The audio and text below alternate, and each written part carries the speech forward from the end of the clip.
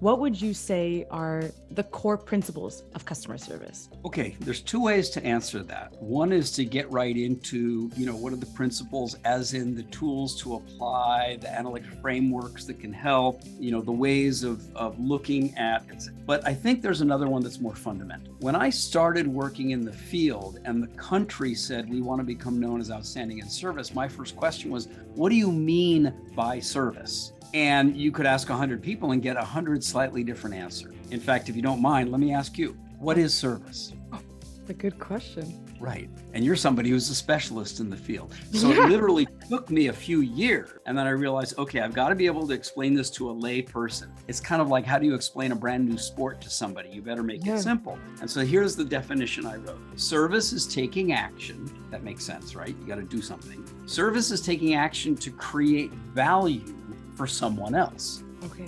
All right. The moment you hear it, you go, yeah, that makes sense.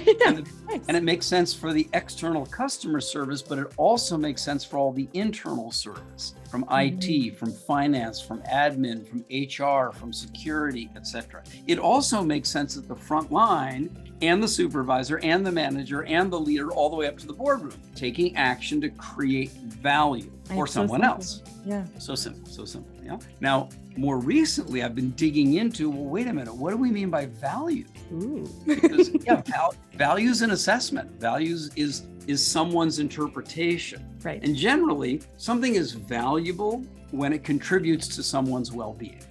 Because also, in some you way. could say that it's value is convenience, for example, and I could say value is a pleasant experience, for example. It could be completely different between the both of us. Or it could be food when you're hungry, or it could be a blanket when you're cold, or it could be an explanation when you're confused, or it could be a recommendation when you have a need, etc. Right? So service is taking action to create value for someone. Now, just to show you how deep this goes, very few people understand, where did the word customer come from? I don't know. Come on, you're a specialist. Come on. Oh, you're making me look bad here.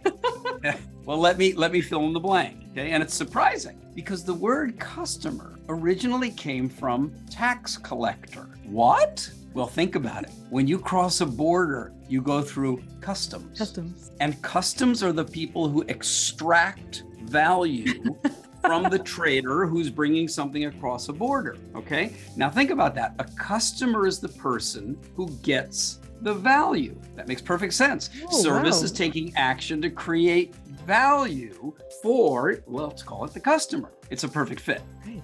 Amazing, isn't it? I never thought about that. I honestly never thought about that.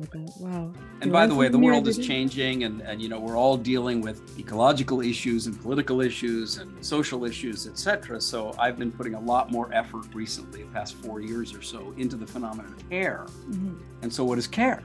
And that's really a commitment to someone's well-being. Right. Concern and a commitment, like when you care about. Yeah. But how do you take good care? Oh, well, you have to take some action. Oh, so service is taking action to create value. Value is what contributes to someone's well-being. Care is the commitment to the well-being. These two things fit like that. And so when you ask me, what are the fundamental principles? Those are the fundamental principles. Thanks for watching this video. Your dedication to serving better and caring more makes the world a better place for everyone. For more uplifting ideas, practical insights, and free resources, please subscribe now.